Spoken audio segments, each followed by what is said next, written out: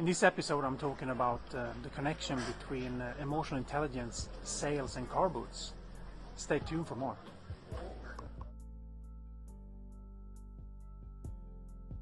Hi, my name is Johan Mailav. I'm the CEO and founder of Linda Mansions International. And I'm still out here on the car boot somewhere in England, and I'm thinking about the people who sell here. The people who sell a lot obviously have good products, right? So there are things that other people won't, but they have something else as well.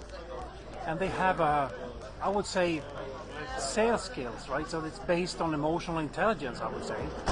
Some people are really good at just building rapport really quick.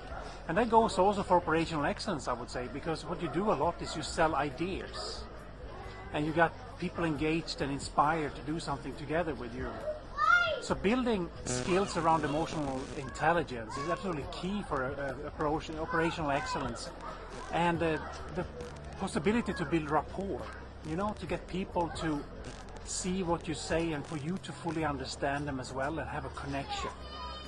If I were you and I worked in operational excellence in any form, I would practice on that. Emotional intelligence, build rapport so you can increase your ability to sell. And maybe even read a sales book or two, who knows, that might help you a lot.